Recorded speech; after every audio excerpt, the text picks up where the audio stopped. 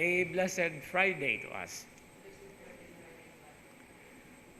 Of course, all of us have already heard or have been hearing many times over the expression, silence means yes. Right? Oy, silent sila. Yes, yun. Okay, silent man.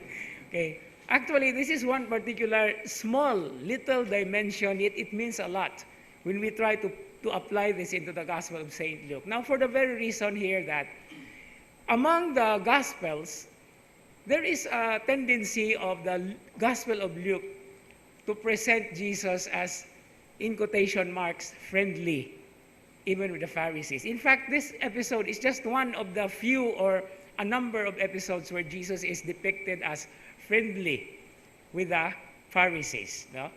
But being friendly doesn't mean he just actually approve or not say something about what they have been doing. In fact, according to biblical scholarship, what the Gospels present to us regarding Jesus in his relationship with the Pharisees, which is negative in such a way, is just one particular aspect. It does not capture, no? It does not capture the real situation, because the writers here, the gospel evangelists, as we might say, or the traditions from where they were taken, actually depends on certain perspectives. Now, St. Luke begs to make a difference. And so Jesus is friendly in a way. But his friendliness with the Pharisees is also a way of making us realize that the expression which we can only hear from St. Luke, to love your enemies, is really at work in the process of being realized even in the Gospel of St. Luke. Now, second little point that I would like to say about the Gospel reading and our reflection is regarding the silence means yes.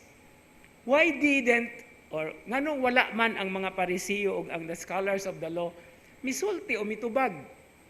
Because the example that or the question that Jesus actually was addressing to them actually is yes. No, the answer is yes. Ngano man, there is a particular exception in the law, in the observance of the law, that if your ox or anything or any animal that is useful for the following day, which is a day of work, that has something to na ay mahitabo, no, is in danger, you have to protect it, even if it is a Sabbath.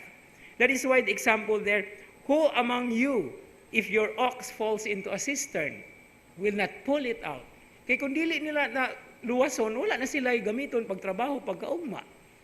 And then, of course, even the expression of the sun.